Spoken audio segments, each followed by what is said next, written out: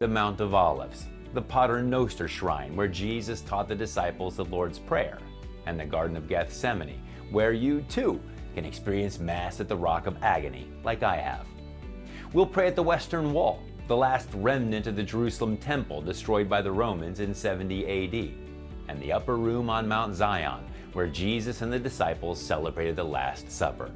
Of course, Mary is a huge part of the story too, so we'll visit the Benedictine Church of the Dormition, where tradition tells us Our Lady fell asleep before being assumed body and soul into heaven. In addition to all the amazing sights in Jerusalem, our itinerary includes Bethlehem, where we'll celebrate Mass in the Grotto of the Nativity, the Jordan River, where Christ was baptized, Caesarea, Nazareth, and Cana, site of the most famous wedding in history and Christ's first miracle. We'll stay in Tiberias, take a boat onto the Sea of Galilee, have Mass at the site of the Transfiguration on Mount Tabor, where Christ ever so slightly pulled back the veil of heaven and dazzled the disciples with his divinity.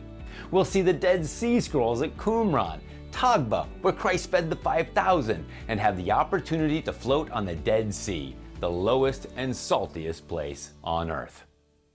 Of course, no tour of the Holy Land would be complete without treading the way of the cross, the Via Dolorosa.